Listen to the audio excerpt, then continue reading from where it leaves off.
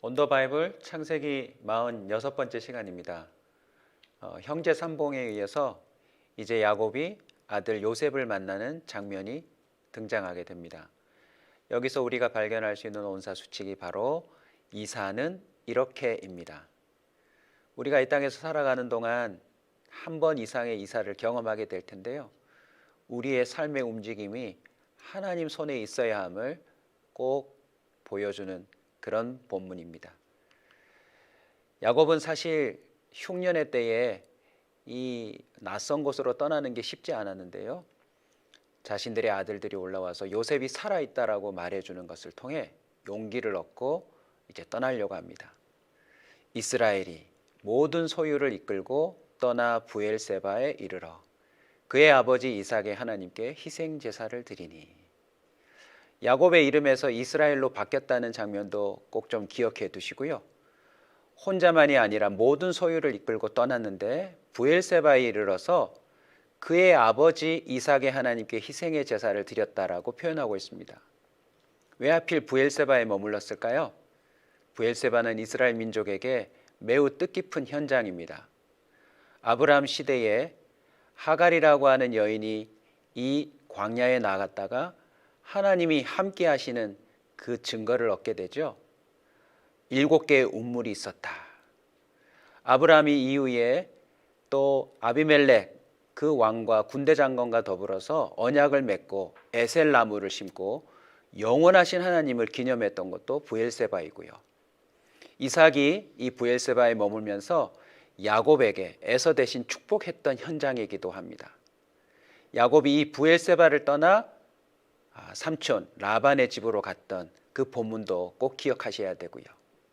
이 브엘세바는 야곱에게 있어서 하나님께서 자신에게 축복해 주셨던 그 현장입니다. 그래서 자신의 하나님이 아니라 그의 아버지 이삭의 하나님께라고 성경은 표현하고 있는 겁니다. 할아버지, 아버지, 그리고 자신에게까지 이어지는 그 동일하신 하나님께 정말 두렵고 떨리는 마음으로 이 떠나는 길에 먼저 예배하고 싶었던 것이겠죠. 그 밤에 정말 하나님이 이상 중에 나타나십니다. 야곱아, 야곱아. 성경에서 이름을 2번 부르는 것은 매우 친숙한 관계임을 표현하는 것입니다. 야곱이 그 하나님의 음성을 듣고 내가 여기 있나이다 라고 반응하게 되죠. 야곱에서 이름이 바뀐 이 인생에게 하나님이 여전히 신실하게 응답하고 계신다라고 하는 사실을 우리는 알 수 있습니다. 희생 제사를 드린 그 야곱의 기대도 아마 이런 거였겠죠.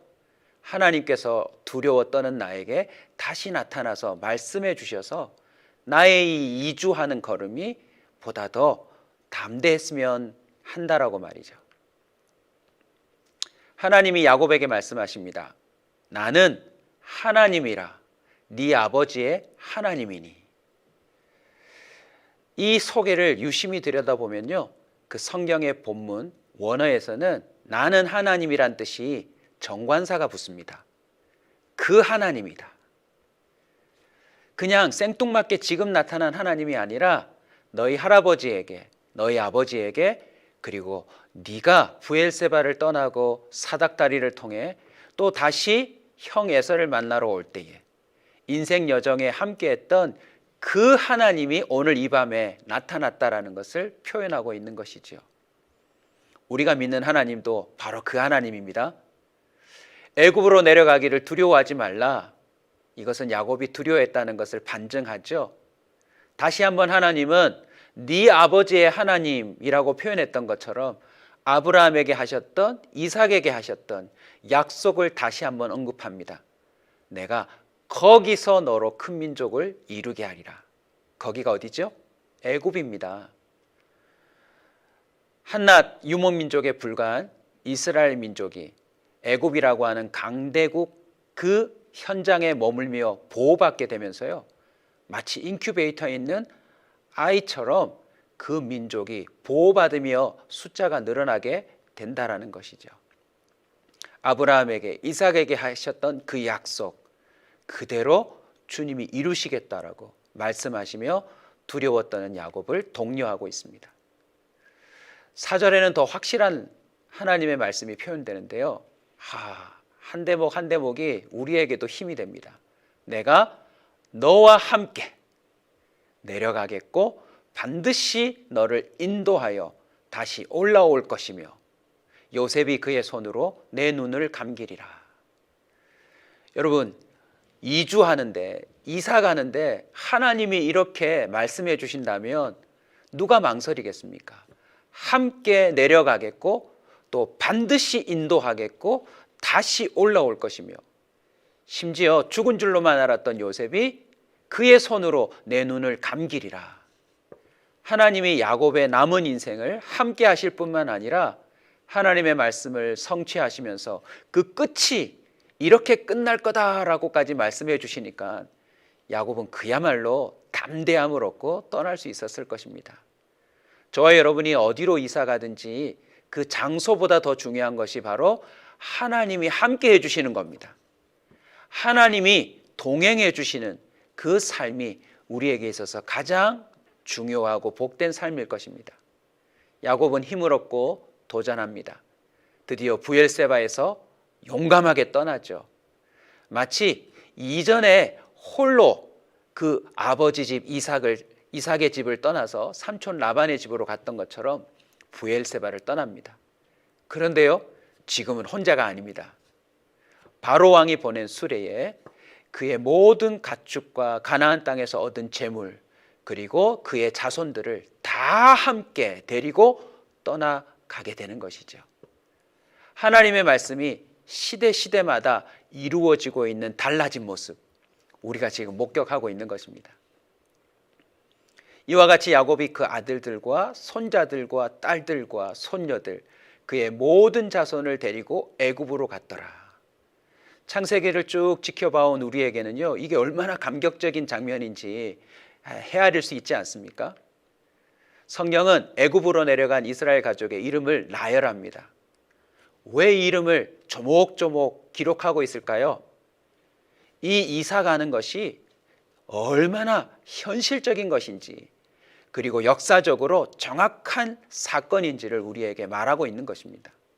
그 이름의 내용은 야곱의 아내들을 통하여서 낳았던 아들들의 이름을 나열하고 있는 것입니다.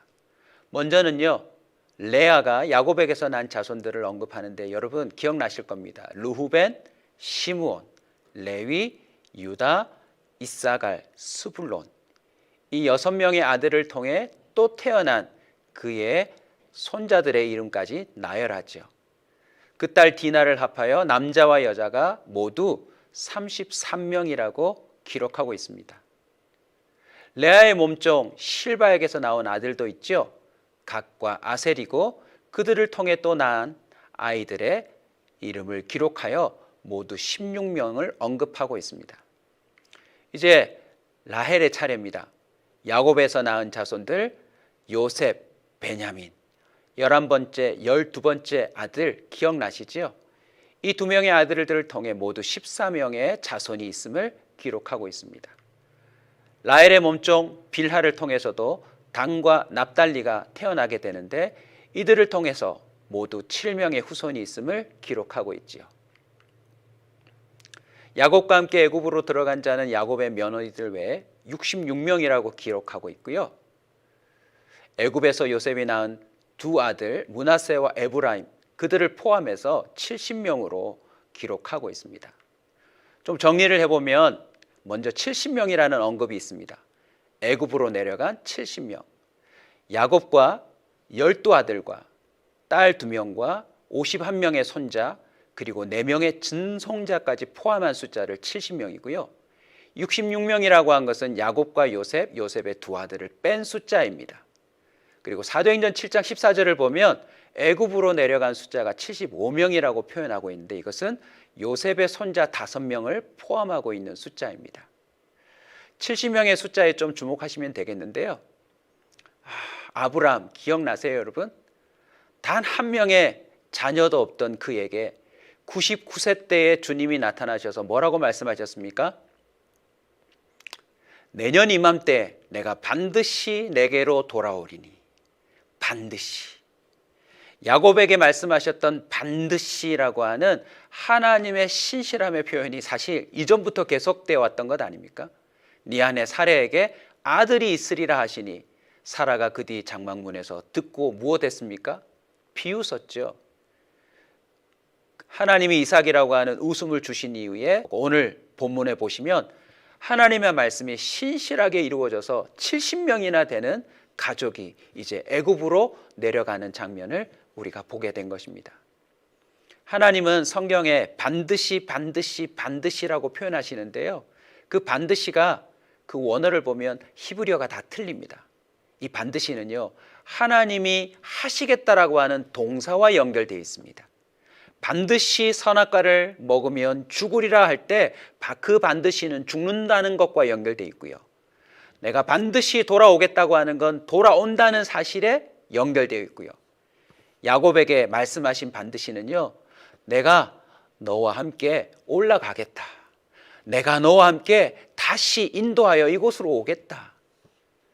하나님은 당신이 하신 말씀을 신실하게 이루신다는 사실을 이 반드시를 통해 보여주시고, 그것은 역사의 현장에 반드시 나타나게 되어 있습니다. 야곱이 하나님의 이 말씀에 더 큰 용기를 얻었겠죠. 그런데 자신이 용기를 얻고 먼저 달려가면 될 텐데요, 유다를 미리 또 보냅니다. 왜 하필 유다를 보내었을까요? 앞에 유다의 연설을 통하여서 여러분 보셨겠지만 이 12명의 아들들 중에 유다가 야곱에게 있어서 매우 신뢰가 갔던 사람인 것 같습니다. 그리고 이후의 역사를 보면요, 12명의 아들이 12명의 지파가 이주하고 광야를 통과할 때 어느 지파가 제일 먼저 가는 줄 아세요? 바로 유다 지파가 맨 앞에 서게 되어 있습니다. 유다의 뜻이 찬양이라는 뜻인데요, 하나님의 말씀이 이루어지는 그 이주하는 행진 앞에 언제나 찬양이 가야 함을 하나님께서 우리에게 알려주신 것이죠. 동시에 여러분, 이 유다 지파에서 누가 나옵니까? 예수 그리스도 구원자가 등장하기 때문에 이제 조금씩 이 유다 지파가 전면으로 나오고 있는 것입니다. 유다를 통해서 이스라엘 민족이 이제 정착해야 될 고센으로 인도하고 있는 것입니다. 드디어 야곱이 요셉을 만나는 장면입니다. 그의 목을 어긋맞춰 안고 얼마 동안 우매. 상상만 해도 너무너무 감격적인 장면 아니겠습니까? 30절, 야곱의 한이 풀렸는데요, 네가 지금까지 살아있고 이때까지 죽은 줄 알았지 않았습니까? 그러나 우리는 요셉이 17세에 팔려서 하나님이 어떻게 함께 하셨고 그를 인도하셨는지 우린 다 보았죠. 내가 이제 네 얼굴을 보았으니 지금 죽어도 족하도다. 히브리서의 말씀처럼 믿음은 바라는 것들의 실상이 됩니다. 우리는 이 땅을 살아가는 삶을 이렇게 정의할 수 있죠. 내 꿈이 이루어지는 것을 보는 게 인생이 아니라 하나님의 말씀이 어떻게 실상이 되는지를 목격하는 것이 우리 모두의 인생이 될 것입니다. 하나님의 말씀은 신실합니다. 우리가 그 말씀을 따라 걷고 살아갈 때 우리는 그것을 이 야곱처럼 목격하게 될 것이고요, 지금 죽어도 여한이 없다라고 하는 말들을 충분히 내뱉을 수 있는 복된 삶이 되리라 기대합니다. 요셉이 이제 상봉을 마친 후에 형제들에게 이렇게 이야기합니다. 내가 올라가서 바로에게 말할 겁니다. 내 가족들이 왔다고요. 그런데 그들은 목자들입니다. 목축하는 사람들입니다. 여기서 요셉의 지혜가 엿보입니다. 바로가 이후에 이 가족들을 만나 직업이 뭐냐고 묻거든. 당신들은 이렇게 말씀하십시오. 우리는 어릴 적부터 목축하는 자들이었습니다. 우리 선조 모두가 그러했습니다 라고 말하라고 하는 것이죠. 이유가 뭐냐면 애굽 사람은 다 목축을 가증히 여기는 문화였다고 합니다. 자, 예를 들면요, 이집트에서는 소를 숭배합니다. 이집트에 남겨져 있는 그 그림들을, 기록들을 보면 이 소머리 모양의 사람들을 보게 되실 텐데요, 소를 섬기는 민족인데 이스라엘 민족은 소를 잡아서 하나님께 드리지 않습니까? 이게 뭔가 하나님을 섬기는, 신을 섬기는 방법이 다른 것이죠. 여기서부터 하나님은 요셉의 지혜를 통하여 이스라엘 민족을 애굽 민족과 섞이지 않도록 구별하심을 알 수 있습니다. 그래서 고센 땅이라고 하는 별도의 구역에 그들을 머물게 하시는데, 출애굽기로 넘어가면 여러분 10가지 재앙이 내려질 때 어느 땅은 피해를 보지 않습니까? 바로 이 고센 땅입니다. 하나님이 구별하시는 현장 말이죠. 저와 여러분이 하나님의 말씀을 따라 이주하고 산다면 하나님이 우리를 구별하시는 은혜가 그 현장에 함께 할 줄로 믿습니다. 창세기 32장 여러분 뒤돌아보시면 야곱이 또 이주하는 장면이었습니다. 삼촌 라반의 집에서 아무것도 없던 그가 아내가 생기고 자녀들이 생기고 재물이 생겨서 이제 다시 돌아오는데, 여러분 형 에서를 만나 다 빼앗기고 죽을 걸 염려했지 않습니까? 천사와 씨름하는 가운데 그는 하나님께로부터 음성을 듣는데 주님께서 그에게 뭐라고 말씀하십니까? 내가 반드시 너에게 은혜를 베풀어 네 씨로 바다에 셀 수 없는 모래같이 많게 하리라. 야곱은 오늘 이 애굽으로 이주하는 가운데 그 약복강 나루에서 경험하였던 하나님의 말씀을 다시 떠올렸을 것입니다. 하나님이 내게 은혜를 베푸셨구나. 하나님이 반드시 이루신다고 하는 그 말씀을 내게 이루어 주셨구나. 이 70여 명의 식구들이 이제 이 애굽 땅에 정착함으로 말미암아 400년 뒤에 어떻게 됩니까? 정말 바다에 셀 수 없는 모래와 같이 많아지게 되죠. 이 야곱의 이주를 통하여서 우리는 신약에 또 한 번의 이주가 준비되고 있음을 기억해야 되겠습니다. 예수님께서 이 땅에 오셨다가 우리를 구원하시고 이 땅에 있는 모든 흉년 속에서 우리를 건져내시고 하늘로 승천하시면서 약속하신 그 말씀의 일부입니다. 너희는 마음에 근심하지 말라. 하나님을 믿으니 또 나를 믿으라. 내 아버지 집에 거할 것이 많도다. 그렇지 않으면 너희에게 일렀으리라.